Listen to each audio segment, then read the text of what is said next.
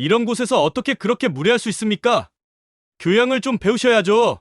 정장을 빼입은 젊은 큐레이터의 고함이 고요한 미술관 전체에 울려 퍼졌습니다. 흙먼지 묻은 작업복 차림의 노인은 그저 묵묵히 서 있을 뿐이었죠. 그는 오늘 생애 가장 모욕적인 순간과 마주했습니다. 모두가 보는 앞에서 무지하고 격 떨어지는 사람으로 낙인 찍힌 것입니다. 하지만 큐레이터는 물론 그를 멸시하던 그 누구도 알지 못했습니다. 자신들이 손가락질하는 저 노인의 이름 석자의 대한민국 예술계 전체가 흔들릴 것이라는 사실을, 그리고 곧 이 화려한 유리 궁전이 그의 나지막한 한마디에 산산조각 날이라는 것을 말입니다. 이야기 시작 전 구독과 좋아요를 눌러주시면 더 좋은 이야기를 만드는데 큰 힘이 됩니다. 여러분은 지금 어떤 자리에서 이 이야기를 듣고 계신가요? 댓글로 남겨주세요. 새벽 5시 이천의 작은 산자락에 첫 달구름 소리가 울려 퍼졌습니다. 흙과 불의 냄새가 뒤섞인 차가운 공기 속에서 한 사내가 천천히 몸을 일으켜 세웠습니다. 송암 박진태, 70이 넘은 나이에도 여전히 곧은 어깨를 가진 그는 여느 때와 다름없이 가마터로 향하는 발걸음을 옮겼습니다. 낡은 작업복 위로 내려앉은 이슬이 그의 움직임에 따라 반짝였습니다. 그의 손은 50년간 흙을 주무르며 거칠어진 장인의 손이었고 얼굴에 깊게 패인 주름은 수천 번의 가마 앞 밤샘이 새긴 세월의 흔적이었습니다. 세상의 명예와 찬사를 뒤로한 채 그는 오직 흙과 불의 언어만을 믿으며 살아왔습니다. 가마 앞에 앉아 어제 빚어둔 그릇들을 살펴보던 그때였습니다. 가장 젊은 제자인 김민수가 숨을 헐떡이며 달려왔습니다. 선생님, 선생님, 이거 좀 보세요. 민수가 내민 낡은 스마트폰 화면에는 화려한 미술관 전시 사진이 떠 있었습니다. 갤러리 누보 특별전 마이너스 고려청자의 비밀이라는 제목 아래 우아한 곡선을 자랑하는 청자 매병이 조명을 받으며 서 있었습니다. 선생님이 항상 말씀하시던 그 운항문 매병 아닌가요? 학이 구름 사이로 날아가는 모양이 새겨진 박진태의 시선이 화면에 고정되었습니다. 비록 작은 화면이었지만 그는 한 번에 알아볼 수 있었습니다.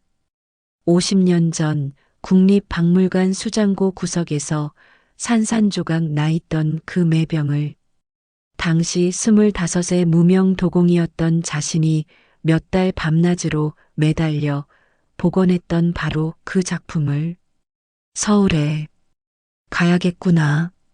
그의 나지막한 목소리에 주변에 있던 제자들이 모두 고개를 돌렸습니다. 온갖 방송사의 출연 요청도 문화재청의 초청도 모두 거절하던 스승의 입에서 나온 뜻밖의 말이었습니다. 선생님 정말이요? 그런데 왜 갑자기? 그냥 안부를 묻고 싶구나. 세월이 많이 흘렀는데 잘 지내고 있는지. 박진태는 마치 오래된 친구를 만나러 가듯 담담하게 말했습니다. 명성이나 인정을 받으러 가는 것이 아니었습니다.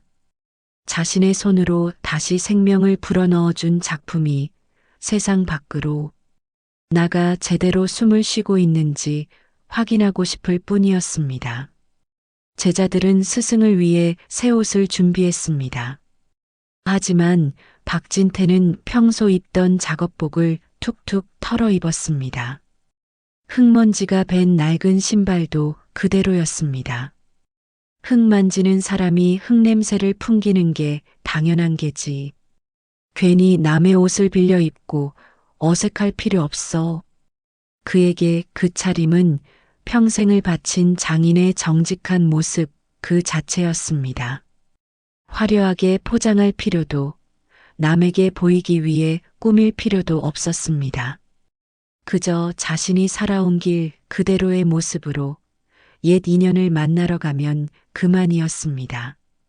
버스 정류장으로 향하는 박진태의 뒷모습을 바라보며 제자들은 말없이 고개를 숙여 인사했습니다. 수십 년간 한 번도 산을 내려가지 않던 스승의 첫 외출. 그들도 모르게 가슴 한편이 두근거렸습니다. 무엇이 기다리고 있을지 아무도 알 수 없었으니까요. 서울은 박진태가 기억하는 것보다 훨씬 더 높고 빠르게 변해 있었습니다. 강남 한복판에 우뚝 선 갤러리 누보는 마치 거대한 유리 성처럼 보였습니다. 차갑고 매끈한 외관이 주변의 고층 빌딩들과 경쟁하듯 하늘을 찔러 올라가 있었습니다. 버스에서 내린 박진태는 잠시 발걸음을 멈췄습니다. 빼곡하게 들어선 고급 승용차들, 정장을 차려입고 바삐 오가는 사람들, 모든 것이 그의 세계와는 너무나 다른 풍경이었습니다. 하지만 그는 주춤하지 않았습니다. 오직 한 가지 목표만이 그의 마음속에 있었으니까요. 미술관의 거대한 회전문을 밀고 들어서는 순간 바깥의 소란스러운 도시 소음이 사라졌습니다. 대신 웅장한 로비가 그를 맞이했습니다. 대리석 바닥이 매끄럽게 빛나고 천장까지 뻗은 유리창으로는 차가운 햇살이 스며들어왔습니다. 그러나 그 고요함은 편안함이 아니었습니다. 로비에 있던 관람객들의 시선이 일제히 그에게 쏠렸습니다. 명품 핸드백을 든 여성들이 수군거렸고 양복을 차려입은 중년 남성들이 미간을 찌푸렸습니다. 저 사람 뭐야? 여기가 어딘 줄 알고. 관리는 어떻게 하는 거야, 정말. 속삭이는 목소리들이 박진태의 귀에 들려왔습니다. 그들의 눈에는 흙먼지 묻은 작업복과 낡은 운동화, 햇볕에 그을린 얼굴과 거친 손만이 보였을 것입니다. 그는 이곳의 화려함과 어울리지 않는 이방인이었습니다. 박진태는 애써 그런 시선들을 무시하고 안내 데스크로 향했습니다. 젊은 여직원이 어색한 미소를 지으며 그를 바라보았습니다. 어서 오세요. 무엇을 도와드릴까요? 운항문 매병을 보고 싶습니다. 이 미술관에 있다고 들었는데요. 아, 그 작품 말씀이시군요. 죄송하지만 그 작품은 VVIP 관람실에 따로 전시되어 있어서 사전 예약이 필요합니다. 직원의 말에 박진태는 고개를 끄덕였습니다. 그럼 예약을 하면 되겠군요. 예약이. 일단 신분증부터 확인해야 하고요. 그리고 관람료도. 직원이 머뭇거리는 사이 한 남성이 다가와 불쾌한 표정을 지었습니다.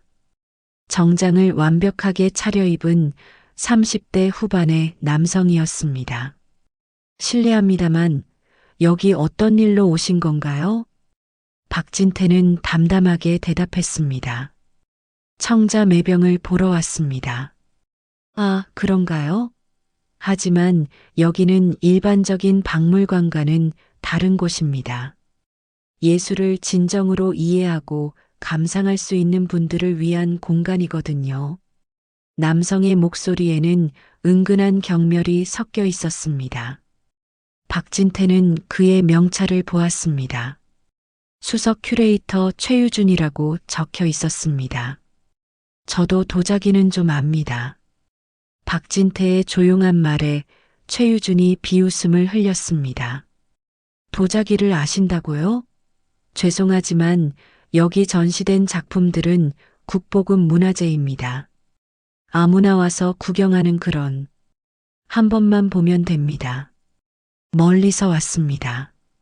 박진태의 진심 어린 부탁에도 최유준의 태도는 달라지지 않았습니다. 규정이라는 게 있습니다. 더군다나 그 작품은 우리 미술관의 가장 소중한 소장품 중 하나거든요. 혹시 길을 잘못 드신 건 아닌가요? 근처에 시립박물관도 있고 주변 관람객들의 시선이 더욱 차갑게 변했습니다. 누군가는 핸드폰으로 사진을 찍는 듯한 제스처를 보이기도 했습니다. 박진태는 깊은 한숨을 내쉬었습니다. 그 매병과 저는 인연이 깊습니다. 인연이요? 어떤 인연 말씀이신지. 최유준의 목소리에는 이제 노골적인 짜증이 섞여 있었습니다. 경비원 한 명이 슬금슬금 이쪽으로 다가오고 있었습니다. 박진태는 주변을 둘러보았습니다. 화려한 조명 아래 전시된 현대 미술 작품들, 값비싼 옷을 입고 고개를 치켜든 사람들, 차가운 대리석과 유리로 만들어진 공간. 모든 것이 그가 평생 추구해온 소박함과 정직함과는 정반대였습니다. 그는 마음속으로 쓸쓸함을 느꼈습니다. 자신이 혼신을 다해 되살린 매병이 이런 곳에서 이런 사람들에게 둘러싸여 있다는 사실이 진정한 아름다움을 알아보지 못하고 오직 값어치와 명성만으로 예술을 판단하는 사람들 사이에서 알겠습니다. 박진태는 조용히 고개를 끄덕였습니다. 하지만 그의 눈에는 포기가 아닌 다른 무언가가 타오르고 있었습니다. 50년 전 산산조각난 매병의 파편들을 하나하나 맞춰가며 느꼈던 그 끈질긴 의지가. 근데 저는 여기 있겠습니다. 그는 로비 한쪽 벤치에 자리를 잡고 앉았습니다. 최유준이 당황한 표정으로 그를 바라보았습니다. 뭐 하시는 겁니까? 기다리는 겁니다. 언젠가는 볼 수 있을 테니까요. 박진태의 담담한 말에 최유준의 얼굴이 붉어졌습니다. 주변 관람객들도 수군거리기 시작했습니다. 분명 무언가 다른 방법을 찾아야 할 상황이었습니다. 벤치에 앉아 기다리는 박진태를 향해 최유준의 시선이 날카로워졌습니다. 주변 관람객들의 수군거림이 점점 커지고 있었고 미술관의 품격 있는 분위기가 흐려지고 있었습니다. 그에게는 참을 수 없는 일이었습니다. 어르신, 이러시면 곤란합니다. 최유준이 박진태 앞으로 다가왔습니다. 그의 목소리는 여전히 정중했지만 그 안에는 냉기가 서려 있었습니다. 저는 그냥 앉아 있을 뿐입니다. 하지만 다른 관람객분들이 불편해하십니다. 여기는 조용하고 품위 있는 감상을 위한 공간이거든요. 박진태는 고개를 들어 최유준을 바라보았습니다. 38배 젊은 나이에 수석 큐레이터가 된 그는 해외 유학 경험과 화려한 이력을 자랑하는 엘리트였습니다. 그의 눈에는 자신이 속한 세계에 대한 확고한 우월감이 담겨 있었습니다. 품이요? 박진태의 잔잔한 물음에 최유준이 더욱 거만한 표정을 지었습니다. 예술이라는 것은 말입니다. 그것을 제대로 이해하고 감상할 수 있는 교양과 안목을 갖춘 사람들을 위한 것입니다. 아무나 와서 구경거리로 여기는 그런 게 아니라고요. 그럼 저는 그런 교양이 없다는 말씀인가요? 솔직히 말씀드리면 최유준은 박진태의 차림새를 위아래로 훑어보았습니다. 흙먼지가 밴 작업복, 거칠어진 손, 햇볕에 그을린 얼굴. 그의 눈에는 경멸이 드러났습니다. 어르신께서 평생 어떤 일을 하며 사셨는지는 모르겠지만 이곳에 전시된 작품들은 수백억 원의 가치를 지닌 국보급 문화재입니다. 그런 것들을 제대로 감상하려면 그에 걸맞는 준비와 자세가 필요한 법이죠. 주변에서 듣고 있던 관람객들이 고개를 끄덕였습니다. 그들도 최유준의 말에 동조하는 듯 보였습니다. 특히 운항문 매병은 우리 미술관의 가장 소중한 소장품입니다. 아무나 볼 수 있게 해드릴 수는 없어요. 박진태는 잠시 침묵했습니다. 그의 마음속에서는 여러 감정이 교차했습니다. 분노보다는 연민에 가까운 무언가였습니다. 그 매병을 혹시 누가 만들었는지 아십니까? 당연히 알죠. 고려시대 최고의 도공들이 만든 걸작입니다. 하지만 왜 그런 걸 묻는지. 복원한 사람은요? 최유준이 잠깐 머뭇거렸습니다.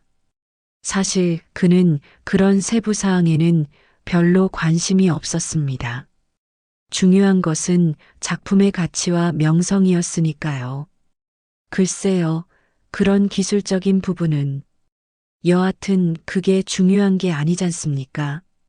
중요한 것은 그 작품이 지닌 예술적 가치와 역사적 의미입니다.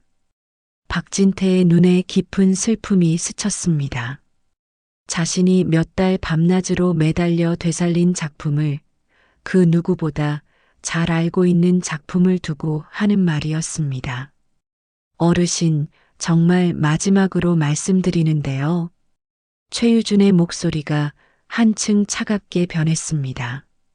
계속 이러시면 저희도 어쩔 수 없이 경비팀에 요청할 수밖에 없습니다. 다른 관람객분들의 관람을 방해하시면 안 되거든요. 경비팀이요? 네. 여기는 사립미술관입니다. 저희에게는 부적절한 관람객을 제지할 권한이 있어요.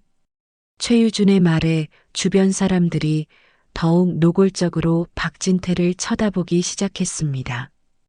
어떤 이는 핸드폰 카메라를 그에게 향하기도 했습니다. 박진태는 천천히 일어섰습니다. 그의 움직임이 느렸지만 그 안에는 묵직한 무언가가 담겨 있었습니다. 젊은이, 한 가지만 물어보겠소. 네. 예술의 진짜 가치가 무엇이라고 생각하시오? 최유준이 당황한 표정을 지었습니다. 예상치 못한 질문이었습니다. 그야 아름다움과 감동, 그리고 역사적 의미겠죠. 그렇다면 그런 것들을 만들어낸 사람의 마음과 혼은 어떻게 생각하시오? 그것도 물론 중요하죠. 하지만 지금 상황과 무슨 관계가?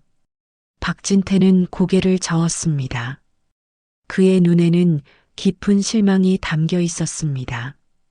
당신은 예술을 사랑하는 게 아니라 예술이 주는 권위를 사랑하는 것 같군요. 뭐라고 하시는 거예요? 진짜 아름다움은 값비싼 액자 속에만 있는 게 아닙니다. 때로는 흙먼지 속에서, 때로는 가장 평범한 사람의 정성 속에서 피어나는 법이지요. 최유준의 얼굴이 붉어졌습니다. 주변 관람객들 앞에서 무시당했다는 생각이 들었습니다. 지금 저를 가르치려고 하시는 건가요? 저는 이 분야의 전문가입니다. 전문가라. 박진태는 쓸쓸한 미소를 지었습니다. 그리고 조용히 미술관 출구 쪽으로 발걸음을 옮겼습니다. 어디 가시는 거예요? 돌아갑니다. 여기서는 제가 찾는 걸 볼 수 없을 것 같으니까요. 하지만 박진태의 발걸음이 완전히 멈춘 것은 아니었습니다. 그는 로비 중앙에 설치된 거대한 현대미술 작품 앞에서 걸음을 멈췄습니다. 수십 개의 강철빔이 복잡하게 얽힌 채 하늘로 솟아오르는 형상의 조각품이었습니다. 그의 시선이 작품의 구조를 천천히 따라갔습니다. 50년간 흙의 무게와 균형을 다뤄온 그의 눈에는 다른 사람들이 보지 못하는 것들이 보였습니다. 박진태가 거대한 강철 조각품을 살펴보고 있을 때 미술관 입구에서 웅성거림이 일어났습니다. 검은 고급 승용차 2대가 연달아 멈춰 섰고 운전기사가 급히 뛰어나와 문을 열었습니다. 먼저 내린 사람은 날카로운 인상의 50대 중반 남성이었습니다. 국내 최고의 미술평론가로 불리는 김시영이었습니다. 이어서 위험 있는 모습의 60대 남성이 차에서 내렸습니다. 대한민국 굴지의 대기업 총수이자 개인적으로 수백억 원 규모의 미술품을 소장하고 있는 이정훈 회장이었습니다. 최유주는 박진태와의 불쾌한 대화를 순식간에 잊고 달려갔습니다.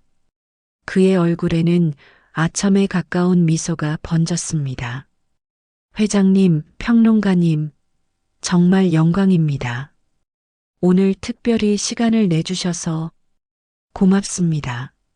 소문으로만 듣던 운항문 매병을 직접 볼 수 있다니 기대가 큽니다. 이정훈 회장의 침착한 목소리였습니다. 그는 젊은 시절부터 우리나라 전통 도예에 깊은 관심을 가져왔습니다.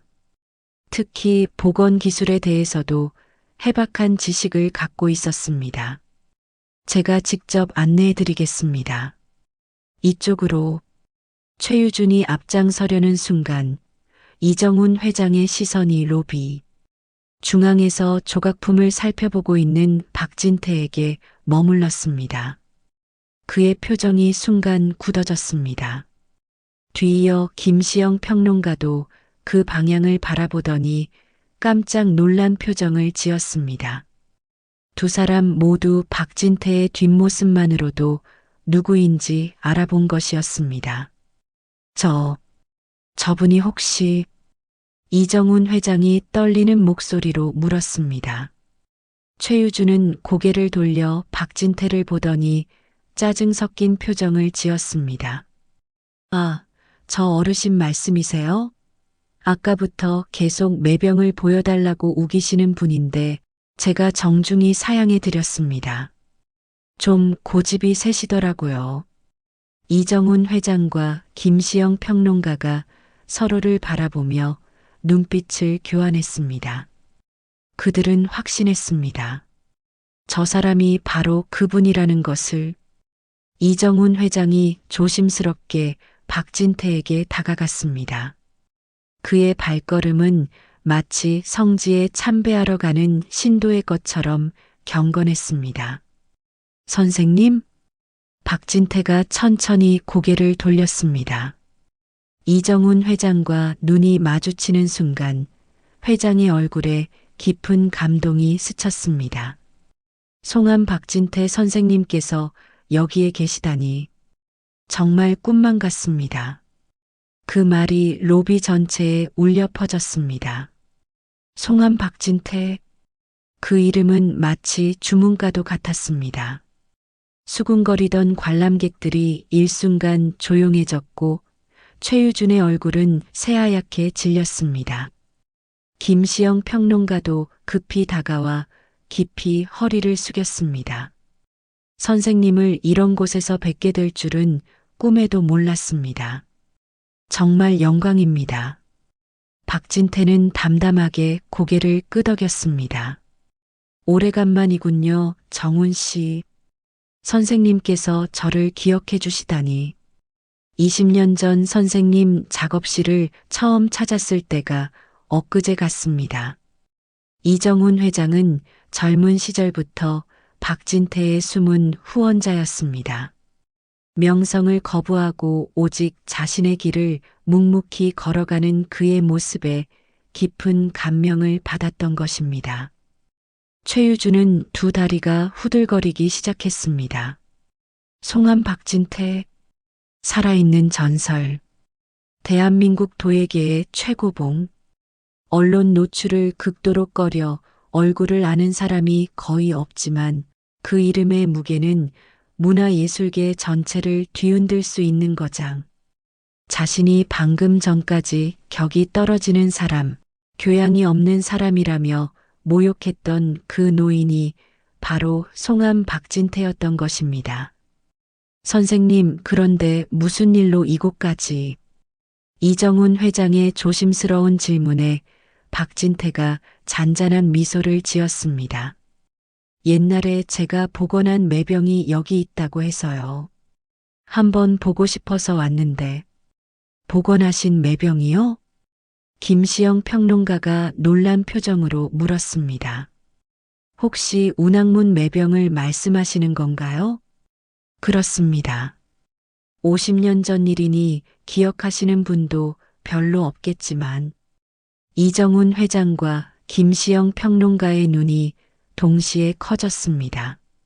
그들은 그 매병의 복원 일화를 알고 있었습니다.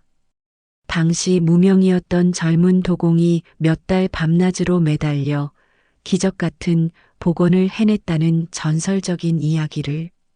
그 복원을 선생님께서 하신 거였군요. 김시영 평론가가 경외심 가득한 목소리로 말했습니다. 최유주는 머릿속이 하얘졌습니다.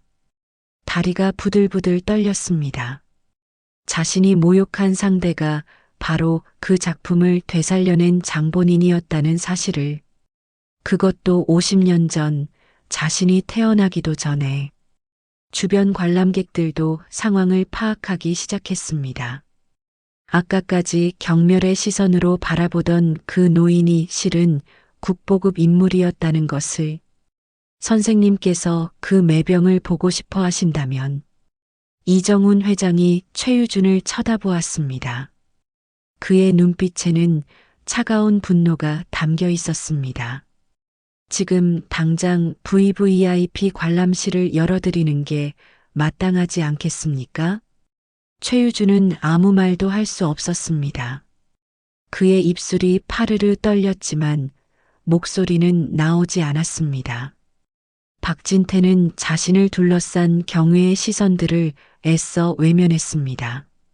그에게는 명성이나 인정보다 더 중요한 것이 있었습니다. 하지만 지금 당장은 다른 문제가 눈에 들어왔습니다. 매병을 보기 전에 저것부터 살펴봐야겠습니다. 박진태가 로비 중앙의 거대한 강철 조각품을 가리켰습니다. 이정훈 회장과 김시영 평론가가 의아한 표정을 지었습니다. 저 작품 말씀이신가요? 네. 저것은 작품이 아닙니다. 박진태의 단호한 말에 주변이 조용해졌습니다. 최유준이 창백한 얼굴로 그를 바라보았습니다. 무슨 말씀을? 시한폭탄입니다. 박진태는 조각품의 받침대 부분에 다가갔습니다. 그의 거친 손이 강철 표면을 천천히 훑쳤습니다. 50년간 흙의 무게중심과 가마 속에서의 미세한 변화를 연구해온 그의 손끝에는 다른 사람들이 느낄 수 없는 미묘한 진동이 전해져 왔습니다. 이 구조물, 무게 배분이 완전히 잘못되었습니다. 그는 천천히 시선을 위로 올렸습니다. 수십 개의 강철 빔이 아슬아슬하게 얽힌 채 하늘로 솟아오른 조각품.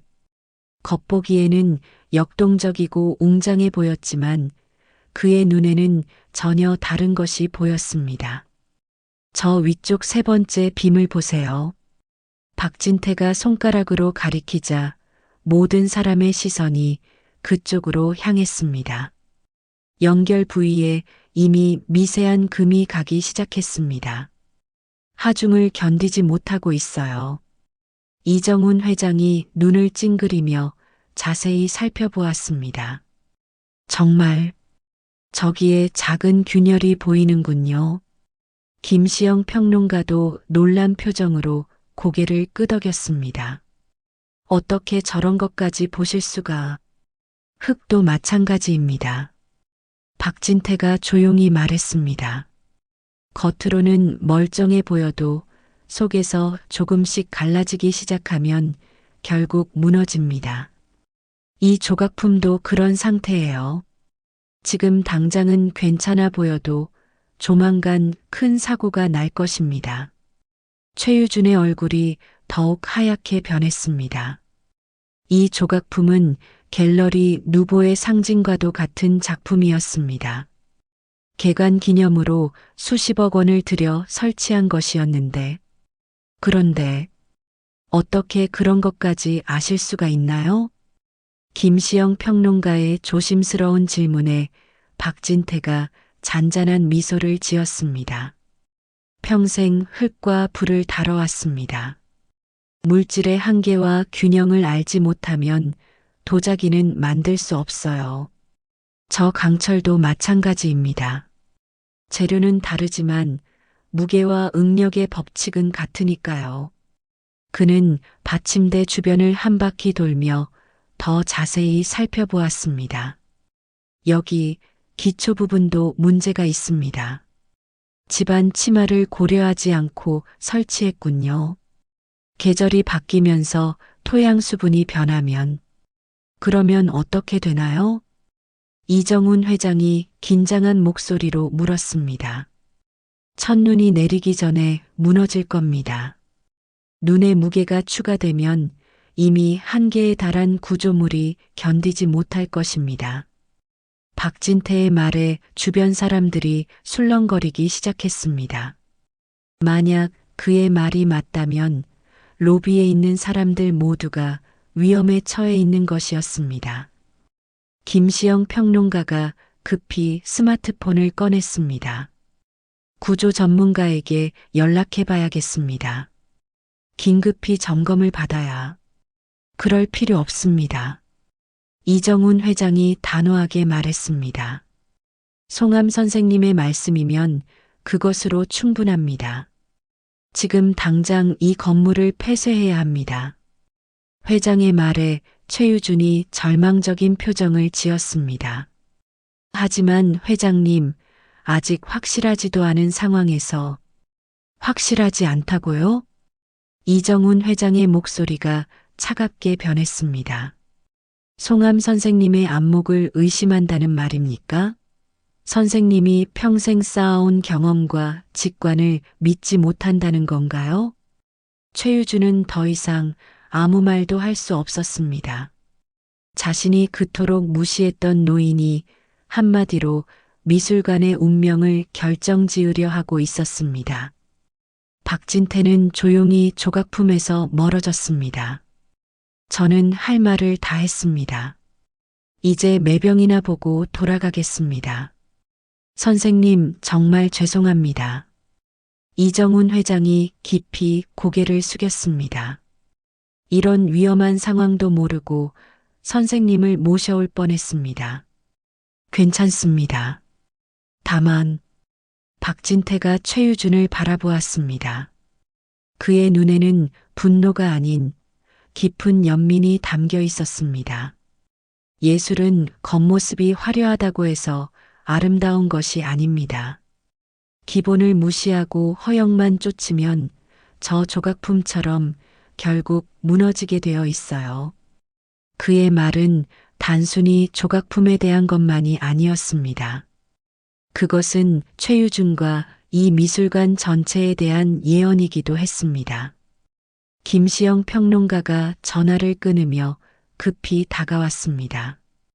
구조 전문가가 확인해 본 결과 선생님 말씀이 맞습니다. 당장 응급 보수 공사를 하지 않으면 정말 큰 사고가 날 뻔했다고 하는군요. 그 말과 함께 미술관 전체가 술렁거리기 시작했습니다. 관람객들이 웅성거리며 조각품을 피해 멀리 떨어졌습니다.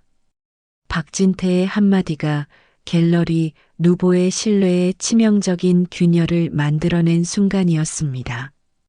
그날 오후 첫 번째 기사가 터져나왔습니다. 송암 박진태, 갤러리 누보 안전 결함 지적.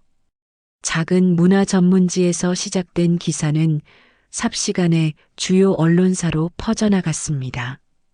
김시영 평론가가 직접 확인한 구조적 결함, 이정훈 회장의 증언까지 더해지면서 사태는 걷잡을 수 없이 커졌습니다. 오후 늦게는 방송 뉴스에서도 이 소식을 다루기 시작했습니다. 국내 최고의 도예 거장 송암 박진태 선생이 강남의 한 사립 미술관에서 전시 조각품의 구조적 결함을 지적했습니다. 전문가 검증 결과 실제로 심각한 안전 문제가 발견되어 충격을 주고 있습니다. 최유주는 자신의 사무실에서 뉴스를 보며 절망적인 표정을 지었습니다. 화면에는 응급 보수 공사가 진행되는 미술관 로비의 모습이 나오고 있었습니다. 더욱 충격적인 것은 이 미술관의 관계자가 송암 선생을 처음에는 일반 관람객으로 오해하며 냉대했다는 증언입니다. 최유준의 핸드폰이 쉴 새 없이 울려댔습니다. 기자들, 동료들, 그리고 관장까지 모두가 그에게 해명을 요구하고 있었습니다. SNS에서는 더욱 가혹한 반응들이 쏟아졌습니다. 갤러리 누보, 겉만 번지르르한 가짜 미술관이었네. 명품으로 포장한 위험천만한 전시장. 큐레이터 수준이 이 정도라니. 한국 미술계의 현실. 댓글들은 점점 더 신랄해졌습니다. 누군가는 최유준이 박진태를 대하는 모습을 몰래 촬영한 영상까지 올렸습니다. 영상 속에서 그는 거만하고 오만한 모습 그대로였습니다. 오후 6시 갤러리 누보는 긴급 기자회견을 열었습니다. 하지만 관장은 최유준을 대동하지 않았습니다. 이번 사태에 대해 깊이 사과드립니다.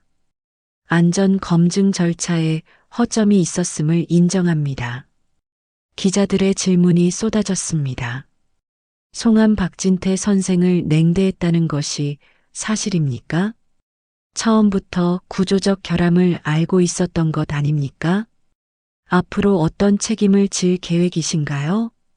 관장은 땀을 훔치며 대답했습니다. 현장 관리에 문제가 있었습니다. 해당 담당자에 대해서는 엄중한 조치를 취할 예정입니다. 그 순간 최유준의 운명이 결정되었습니다. 모든 책임이 그에게 전가되는 것이었습니다. 다음 날 아침 최유준은 관장실로 호출되었습니다. 관장의 표정은 차가웠습니다. 이번 일로 미술관의 명성에 치명타를 입었습니다. 관장님, 저는 변명은 듣고 싶지 않습니다. 당신이 송암 선생을 어떻게 대했는지 이미 다 알고 있어요. 해외 유학까지 보내주며 키운 인재가 이런 식으로. 최유준의 입술이 파르르 떨렸습니다. 송암 박진태라는 이름도 모르고 그분을 일반 관람객 취급하며 내쫓으려 했다니. 그것도 모자라 구조적 결함까지 지적당하고. 이게 수석 큐레이터가 할 일입니까? 죄송합니다. 하지만 저도 몰랐던 일이. 몰랐다고요? 이 분야에서 10년도 넘게 일하면서 송암 박진태를 몰랐다는 게 더 문제 아닙니까? 관장의 목소리가 점점 높아졌습니다. VVIP 관람실 예약은 줄줄이 취소되고 후원 기업들은 발을 빼려고 하고 당신 때문에 미술관이 망하게 생겼어요. 최유준은 아무 말도 할 수 없었습니다. 모든 것이 사실이었으니까요. 당신은 오늘부로 해고입니다. 그리고 이번 일에 대한 모든 책임을 지셔야 합니다. 사무실 문이 닫히는 소리가 유독 크게 들렸습니다. 최유준은 복도에 멍하니 서 있었습니다. 화려했던 그의 경력은 하루아침에 무너져 버렸습니다. 그 주 내내 언론은 갤러리 누보 사태를 집중 보도했습니다. 최유준은 오만한 큐레이터, 무능한 엘리트의 상징이 되어버렸습니다. 예정되어 있던 다른 전시들도 줄줄이 취소되었습니다. 작가들은 이런 곳에서는 전시할 수 없다며 계약을 파기했습니다. 컬렉터들은 작품을 회수해 갔습니다. 일주일 후 갤러리 누보는 무기한 휴관을 발표했습니다. 화려했던 유리 궁전은 텅 빈 건물이 되어버렸습니다. 최유주는 서울 변두리의 작은 고시원으로 거처를 옮겼습니다. 비싼 아파트도 외제차도 명품 옷도 모두 정리해야 했습니다. 그가 그토록 자랑하던 모든 것들이 한순간에 사라졌습니다. 어둑한 고시원 방에서 그는 처음으로 자신을 돌아보았습니다. 해외 유학 경력, 화려한 인맥, 수석 큐레이터라는 타이틀. 그런 것들이 얼마나 허약한 기반 위에 서 있었는지 깨달았습니다. 박진태가 마지막에 한 말이 귓가에 맴돌았습니다. 기본을 무시하고 허영만 쫓으면 결국 무너지게 되어 있어요. 그제야 최유주는 알았습니다. 자신을 무너뜨린 것은 박진태가 아니라 자신의 오만함과 편견이었다는 것을, 사람의 본질을 보지 못하고 겉모습만 판단했던 어리석음이었다는 것을. 하지만 깨달음이 와도 이미 늦었습니다. 그의 명성은 이미 땅에 떨어져 있었고 다시 일어설 길은 보이지 않았습니다. 창밖으로 첫눈이 내리기 시작했습니다. 박진태의 예언대로였습니다. 서울의 소라는 이천의 작은 산자락까지는 닿지 않았습니다. 박진태는 갤러리 누보 사건을 입에 올리지 않았습니다. 언론에서 아무리 떠들어대도 그에게는 흙을 치대고 불을 지피는 일상이 더 소중했습니다. 선생님, 정말 통쾌했습니다. 제자 민수가 신문을 들고 와서 흥분한 목소리로 말했습니다. 그 오만한 큐레이터가 완전히 망했다더군요. 자업자득이죠. 박진태는 물레를 돌리던 손을 잠깐 멈췄습니다. 민수야. 네, 선생님. 남의 불행을 보고 기뻐하는 것은 장인의 마음가짐이 아니다. 우리는 만들어내는 사람들이지 부수는 사람들이 아니야. 민수가 고개를 숙였습니다. 죄송합니다. 그 젊은이도 언젠가는 깨닫게 될 거야. 진짜 중요한 게 뭔지. 박진태는 다시 물레를 돌리기 시작했습니다.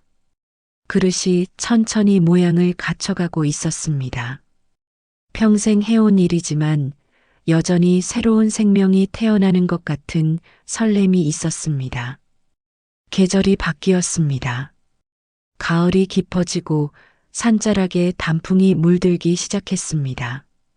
첫서리가 내린 다음 날 가마터에 낯선 발걸음 소리가 들렸습니다. 박진태는 작업을 멈추고 고개를 들었습니다. 대문 앞에 한 사내가 서 있었습니다. 몇 달 사이에 살이 많이 빠졌고 값비싼 정장 대신 낡은 면바지와 털 스웨터를 입고 있었습니다. 최유준이었습니다. 그는 멀리서 박진태의 모습을 바라보았습니다. 가마 앞에 쪼그리고 앉아 묵묵히 흙을 치대고 있는 모습. 그 모습에서 평온과 진실함이 느껴졌습니다. 최유준은 더 이상 앞으로 나아갈 용기가 나지 않았습니다. 몇 달 전 자신이 그에게 했던 말들이 떠올랐습니다. 교양이 없다. 격이 떨어진다. 아무나 볼 수 있는 게 아니다. 모든 말들이 부메랑이 되어 자신에게 돌아와 있었습니다. 그는 그 자리에서 무릎을 꿇었습니다.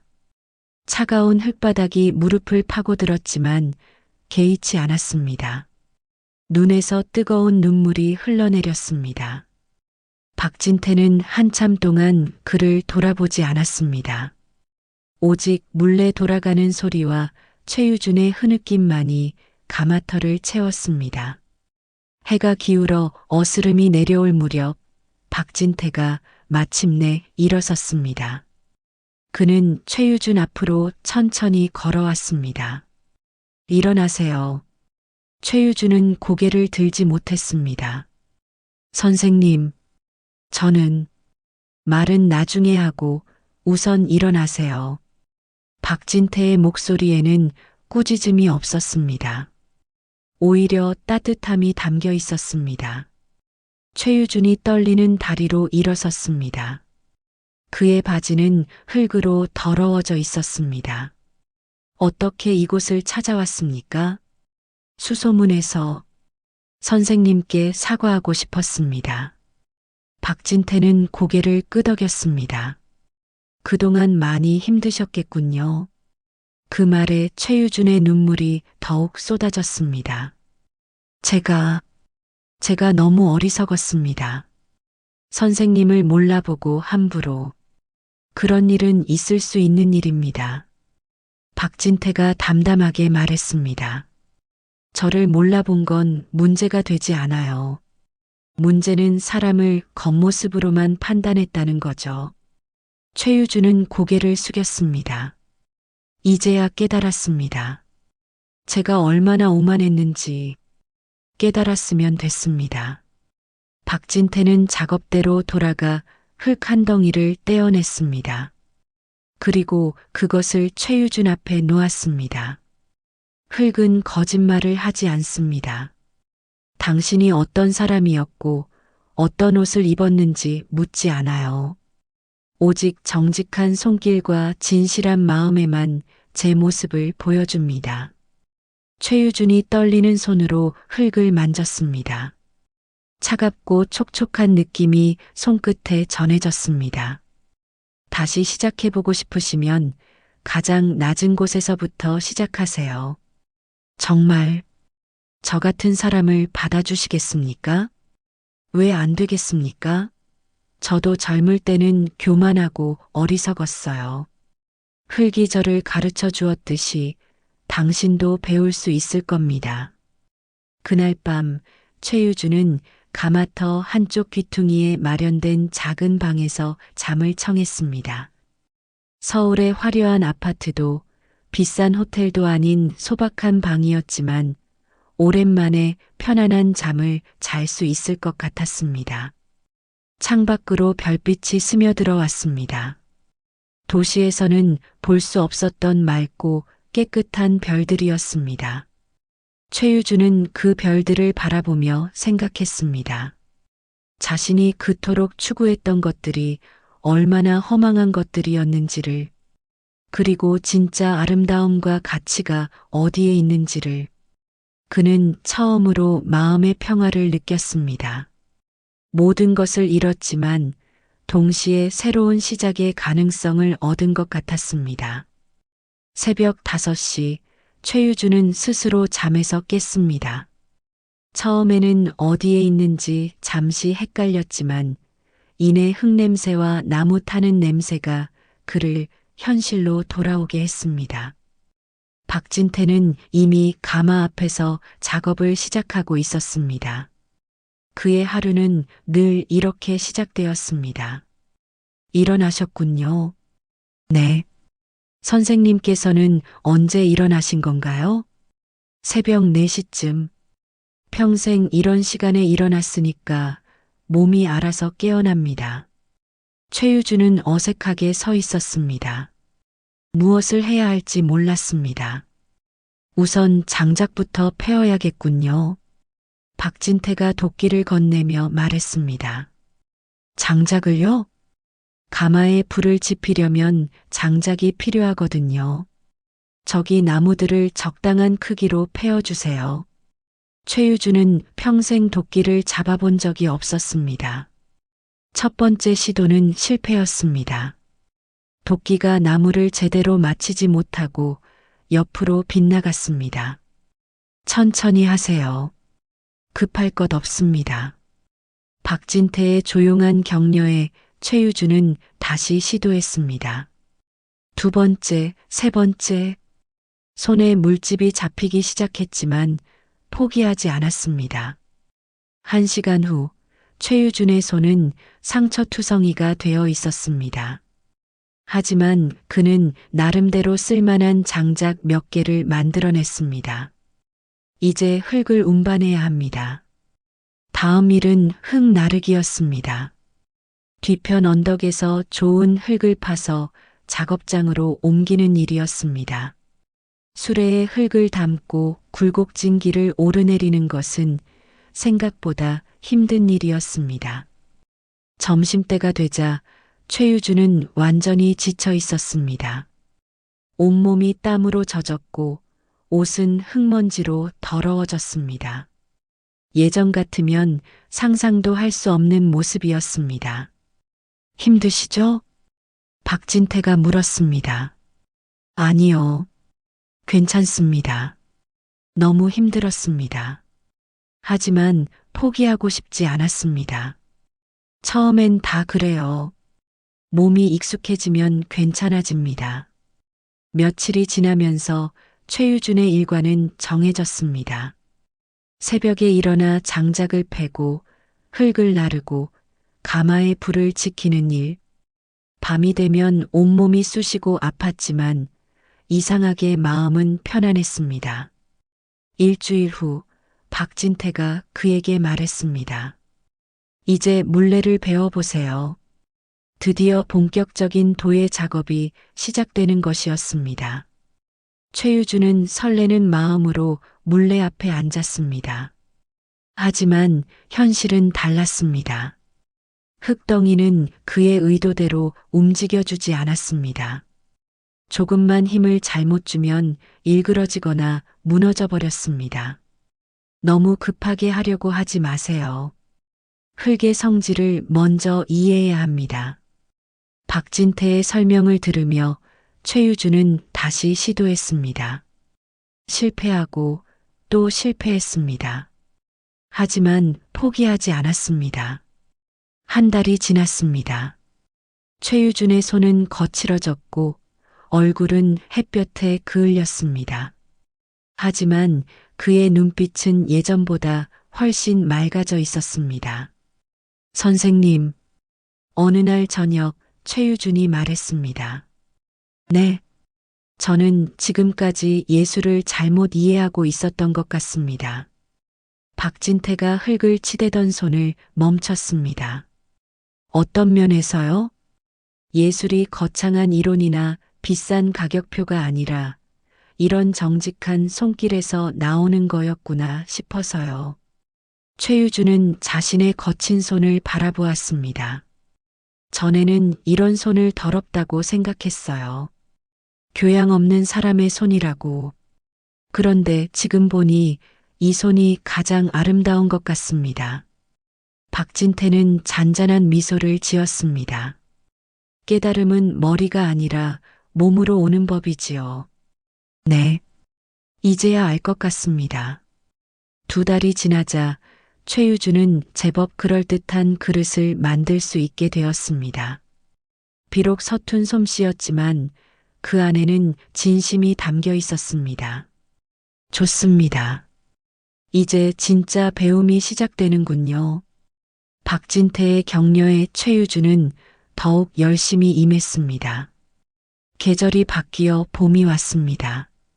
가마터 주변에 꽃들이 피기 시작했습니다. 최유주는 어느새 이곳의 일상에 완전히 녹아들어 있었습니다. 어느 맑은 날 박진태는 물레질에 집중하고 있는 최유준의 뒷모습을 멀리서 지켜보았습니다.